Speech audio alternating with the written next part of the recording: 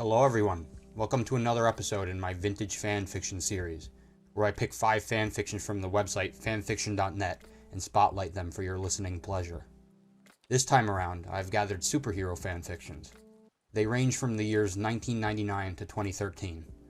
All authors have been inactive on the site for at least half a decade, which is pretty normal with the older stories. So, sit back, relax, and get ready for another throwback fanfiction story time. Our first story was written in August of 1999 by Rory O'Sullivan. It covers the origins of the one and only Superman. As you all know, Superman is the property of DC Comics. However, this fanfiction is a custom story. The sun had just begun to set when the figure took to the skies. A handful of stragglers heading home from work happened a glance upward, and were soon pointing and shouting, for the muscular silhouette soaring above was a vision of majesty. The figure continued along the skyline, his eyes absorbing every detail, experiencing every image as though through the eyes of an infant, excitement gripping him. He plunged ahead, wind rifling his jet black hair. He was outside the city now, and gaining altitude by the moment. The view up here was amazing. The crimson sunbeams of the firebrand in the sky played off the city's highest towers and illuminated the surrounding rocky landscape. A wash of emotion overtook him as the scene cascaded against his senses. For the first time in a long time, he felt the pure joy of living. The scream shattered his reverie. Its urgency perforated the air and galvanized the figure into action. He hurled himself earthward like a bat out of hell, eyes sweeping left and right. A great force seemed to seize his chest, one he would later diagnose as his own heart pounding, as he found the source of the scream and pulled up short. A young girl, 15 or 16, had lost control of her scooter on a winding back road that led from the city into the mountains, and she was now barreling towards an alarming precipice. The figure overcame his paralyzing panic and forced himself to rocket forward once more. The flapping of his cloak was suddenly lost as wind and scenery rushed by. The girl screamed again as her scooter popped into the air. There was no joy in her flight as there had been in his, for at the end of it waited only fiery death. Then he was there, plucking her away from certain doom as one would pluck an apple from a tree. They sat down on the road. The shocked look in the girl's eyes conveyed that there was no need for a safety lecture. She managed, "Thanks," and the figure smiled. Suddenly, he felt heroic. There were few better feelings in life.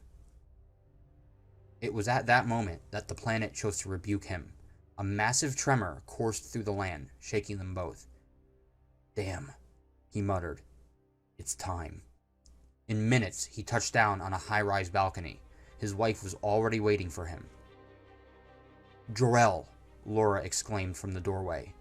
"Well?" Jor-El held her gaze as he unstrapped his latest invention. "Yes, Laura, the anti-gravity harness works adequately. The technology can be incorporated into the rocket." "Oh, Jor-El, must we?" Laura's eyes welled with tears. "How can we just abandon our son?" "Shh." Jor-El led her inside. "You felt the tremor as I did. Our planet is dying. We have no choice if our son is to survive." "But Jor, if the Council is right, if Krypton is stable, then we'll be sealing little Cal's fate." "The Council is short-sighted. Laura, I do not make such decisions lightly. I have been over and over the data. Believe me, wife, we are not long for this world, and this world is not long for the universe." Laura choked back a reply, and finally conceded a nod. A second tremor rocked the house, and a third. Jor-El swallowed. "It's coming." The two charged up a flight of stairs into Jor-El's lab. It was sparse and utopian, but it was his sanctuary, his pride and joy. No, he decided. His pride and joy lay sealed in the small rocket ship that was central to the lab, festooned with computer consoles. Encased in it was young Kal-El. Without another word, Jor-El primed the consoles and watched in cold silence as the skylight above cycled open. Another tremor came, and another. "Goodbye, my son," the Kryptonian intoned, and his wife at his side. He launched the rocket into the void. Even as the walls collapsed about him, Jor-El realized that part of him would live to fight another day. The beginning. Quite professional writing in that one. Very nice, very nice.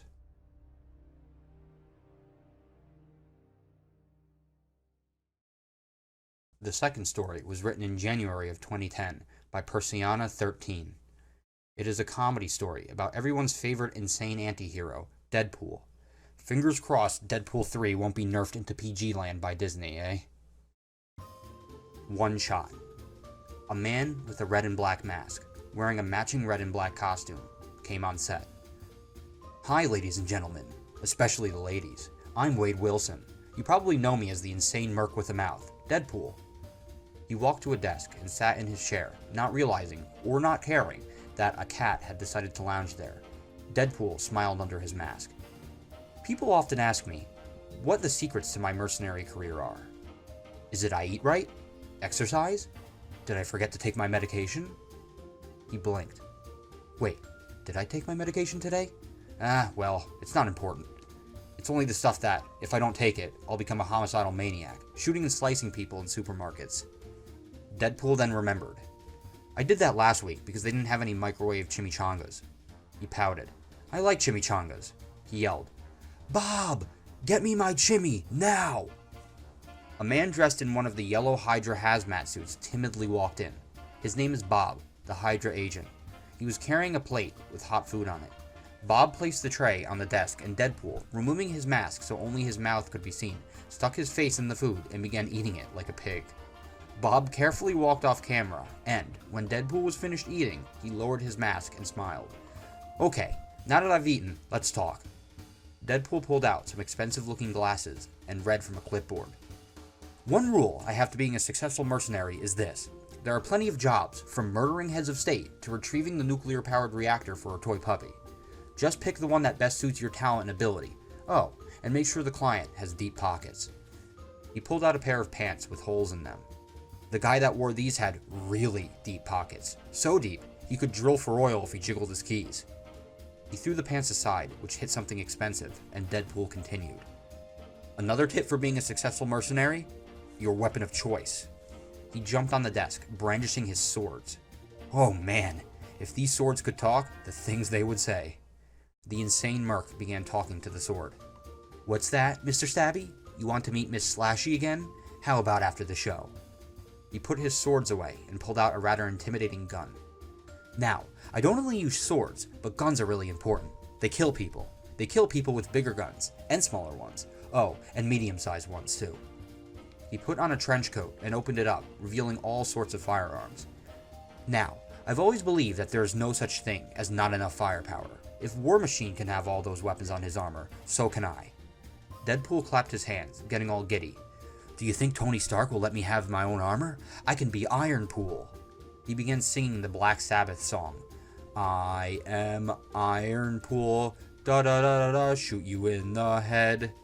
Deadpool threw his coat aside and said, Now, another thing about being a successful merc is this. Never, ever, ever underestimate the life-saving ability of poison-tailed spider monkeys. I'm serious, they know CPR. An awkward silence followed. Deadpool shrugged. Now that the awkward silence has passed, the most important rule for being a successful merc is this. Chimichangas. He looked around. You know something? I take that back. Bea Arthur is the most important. Bob added timidly. How about Bea Arthur delivering you chimichangas? Deadpool gasped. You mean she's here? To see me? It must be all those letters I sent to her. She's here, and she's making chimichangas. The merc with the mouth bolted off set. Bob, the Hydra agent, gulped. It was only a suggestion. Deadpool stormed back in. Bob, did you get my hopes and sexual fantasies up when you made that suggestion? Because I just went into the kitchen and there were two things missing. Bea Arthur and my chimichangas. Bob swallowed nervously. Wade? Deadpool pulled out an assault rifle.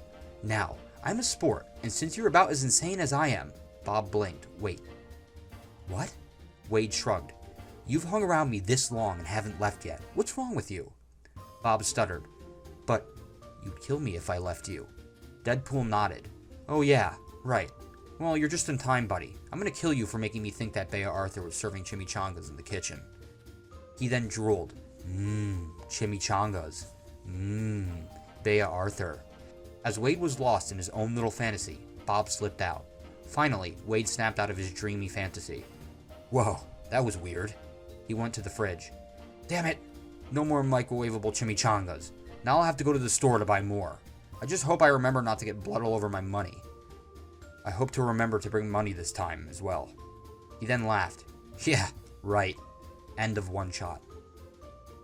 Deadpool has a fascination with the actress Bea Arthur. Don't ask. It's just a little note at the end. Yeah, that was a little bit of a weird one. The author plays off the Deadpool personality pretty well, I think.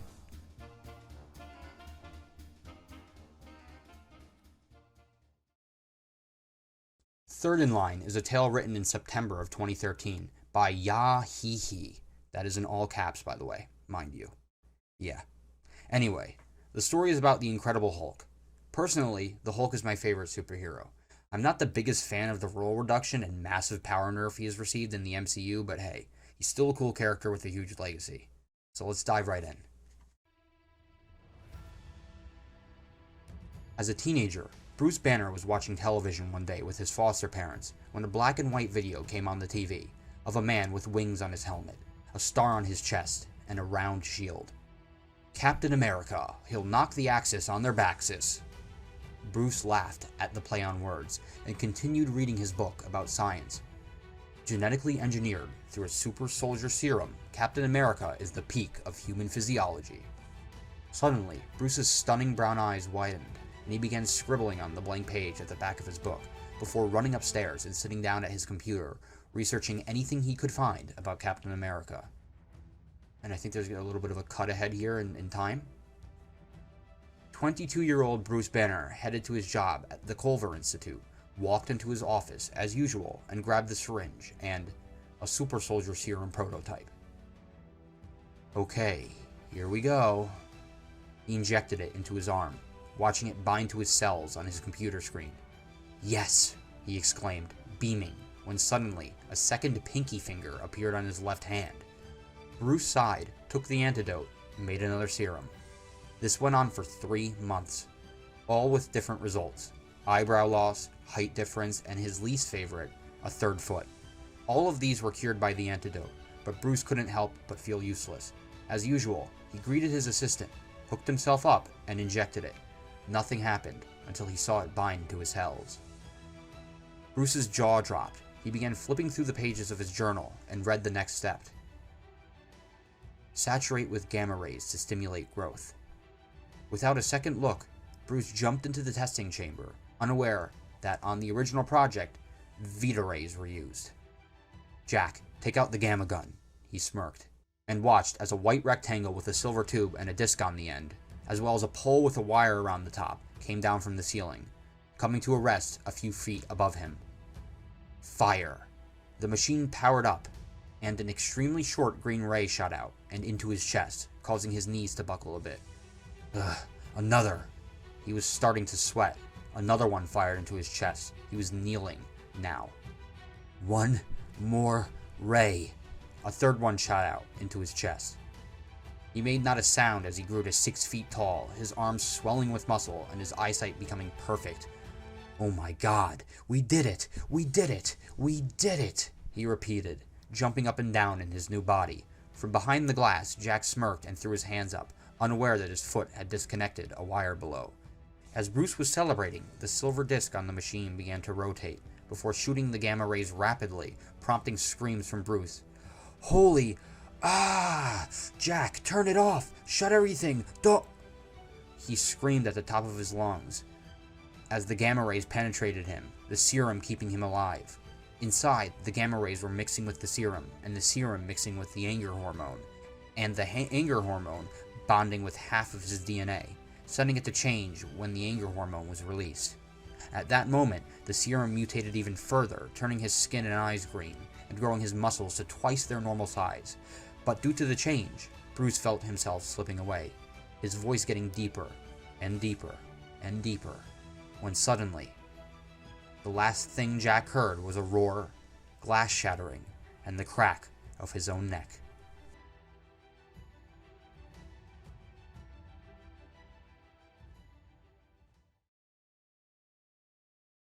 Story 4 was written in December of 1999 by Max Mercury. We are really ping-ponging around today in terms of timeline. Anyway, the story is about Spider-Man, but not the Spider-Man we all know, Peter Parker. It will make sense shortly. It's not Miles Morales either. Ethan is in a dark alley when he comes against 3 thugs. Thug 1. Hey kid, give me your money. Ethan, I don't have any. Thug 2. What did we say? Thug 3. I think this kid needs to be taught a lesson. Scarlet Spider. Get away from my friend. Thug 1. The Scarlet Spider. The Scarlet Spider beats up the bad guys. They get up and run away. Scarlet Spider. Stay here, Ethan. I'm gonna take out the trash. Ethan. Go take them punks out. Cutting to a classroom. Daytime. Ethan Masters, a 15-year-old African-American male, is sitting in a class asleep, dreaming, when his teacher calls him. Teacher. Mr. Masters. Ethan. Groggy. What? Ugh. Teacher. Wake up! Ethan. Still groggy. I'm not asleep. Teacher. What's the answer to number 3? Ethan. 17? Teacher. That might be right, but we're in history class. The class laughs at him. The bell rings, and they leave. Cut to hallway. Daytime. Ethan is walking through the hallway as his girlfriend Lenina, a 16-year-old female, comes through the hallway and sneaks up on him. Lenina. Hey, baby. Ethan kisses Lenina and begins to grab her butt. Lenina. Not here, baby. Ethan gets off. Ethan. Sorry. What's up, baby? Lenina. We going to the movies tonight? Ethan. I can't. Lenina. Why not? I'm gonna stop saying their names. I gotta go over to Doc Samson's lab tonight. Again? You've been going over there all week. Yeah, but today's the doc's ready to test the neogenic recombinator. I gotta be there to see it. We've worked really hard on this. Ethan goes over to his locker and opens it up, showing pictures of Spider-Man and even more of the Scarlet Spider. I could see you idolizing Spider-Man, but that other guy? Hey, the Scarlet Spider was banging, girl. You don't know what you're talking about. He busted up bad guys better in the short time he was around than Spidey ever did. And if Philly had a hero, I wish it had been him. Whatever. I gotta get up to the bus on time, so I'll see you later. They kiss, and they go their separate ways. Cut to Doc Samson's lab. Daytime. Ethan walks in Doc Samson's lab and puts his equipment on. Samson. Ethan, I've got the recombinator up and online.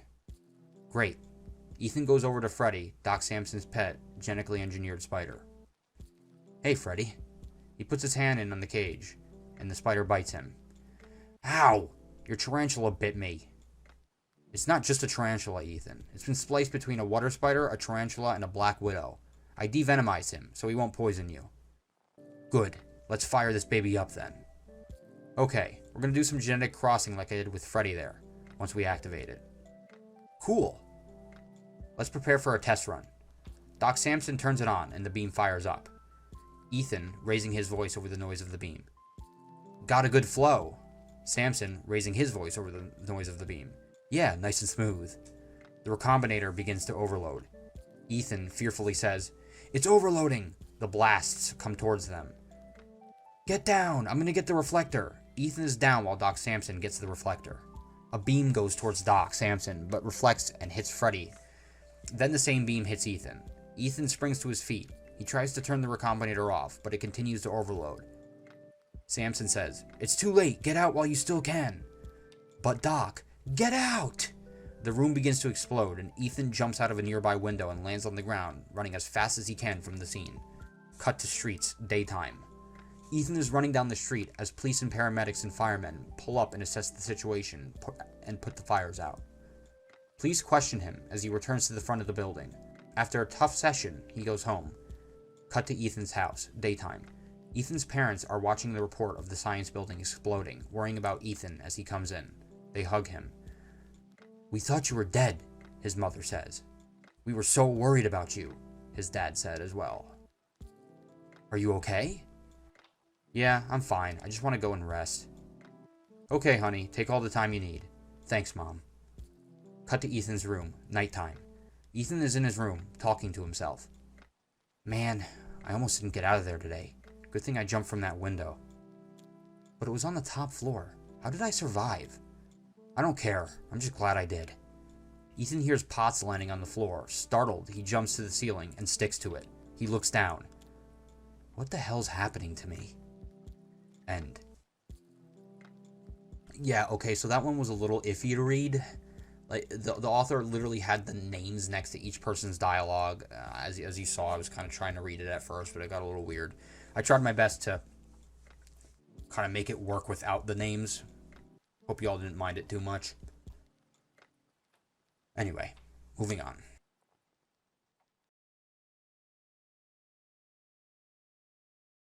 Our final fanfiction for today was written in July of 2007 by Jay Linick. Fun fact, this was when I first started playing the cult classic MMO known as RuneScape. In fact, the story was written on the 4th of July, which is the exact same day I actually started playing. I recently found that out when I went back in game, and there's actually an NPC you can talk to that will tell you when you started playing. Pretty cool. Long time ago for me now. Pretty crazy. Weird to think that someone else was on their PC writing this as I was probably cluelessly wandering around Lumbridge on my account, Forkman67. Those were certainly the times. But anyway, the story takes place in good old Gotham City, involving Two-Face and Batman. Harvey Dent leaned back against the wall of his cell in Arkham. He switched his attention from the chessboard down to his watch, and the expressive half of his face twisted into a smile. Harvey Dent was not happy in the least. It was Two-Face who smiled, and so the smile was not a pleasant one. It was approaching midnight, not the ideal time, although 12 o'clock at least had a 2 in it. 2 o'clock would have been better, or 2:22, or even 10:10, which was 2-2 in binary, a numbering system both Harvey and Two-Face rather appreciated. Shortly before then, Batman would arrive, as he did every night, to whisper the next move of his chess game they've been playing for months through the cell door. It was normally something Harvey very much looked forward to, a pleasant diversion just for him. But he had lost the coin flip, and now Two-Face was taking this from him as well. That's how it always was. Just when Harvey thought Two-Face had taken from him all there was to be taken, he managed to find something else. Tonight, while Batman was distracted with their ongoing chess game, 2 bombs would go off in Gotham City. One would destroy the Gemini nightclub, which was, in fact, the front to an illegal gambling joint being run by one of his criminal rivals. The other would destroy a charity headquarters, which had the misfortune of having the address 2002 North 22nd Street. One would think that by then the city would have broken down and renamed that damn road, but apparently not. Cutting into a rival's profits would be useful to Two-Face. He had no particular interest in the charity beyond the fact that it provided a nice counterbalance to the gambling parlor, a place dedicated to charity, to balance a place dedicated to greed. The event would also serve to remind the citizens of Gotham, both its honest, God-fearing citizens and its dishonest, bat-fearing citizens, that Two-Face was not out of the picture simply because he was, at the moment, locked up. But still, the real reason Two-Face was doing this was not to strike at anyone outside, but to strike inside. He would use Batman's nightly act of kindness as a distraction, and so Batman would be forced to deprive Harvey of that kindness in the future. A silhouette appeared in the light that shone through the door's narrow slit. "Bishop to C8, Batman's harsh voice whispered. The Two-Face hid his half-smile away and nodded before getting up to move the piece. Appearances had to be maintained. As he passed the silhouette in the light, however, he caught movement out of the corner of his eye and looked to see what Batman was doing.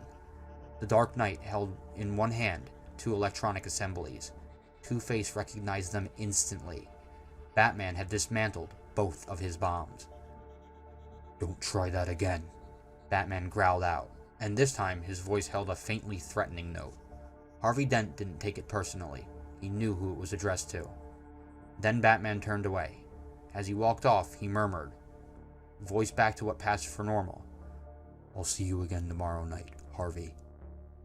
Half of Two-Face's countenance was set in a ferocious scowl, but then half of his face always was. The other side, against Two-Face's will, settled into a pleased, relieved smile. End. That wraps up today's video. I hope you all enjoyed listening to these finely aged fanfictions. The age of superheroes has changed quite a bit since most of these tales were written. We now have both DC and Marvel under different ownership, with entire cinematic universes dedicated to them. I wonder what the authors would have thought at the time of writing these if they knew how big Marvel in particular would get. I mean, to be fair, the one story was written in 2013 when Marvel had started kicking off, but still, quite a bit of time has gone by. And with it, many things have changed. It's crazy to think about. Anyway, if you liked the video, be sure to give it a thumbs up and maybe even throw a subscription my way. Check out my channel for tons of other narration content. You won't regret it. Alright everyone, stay tuned and stay cool.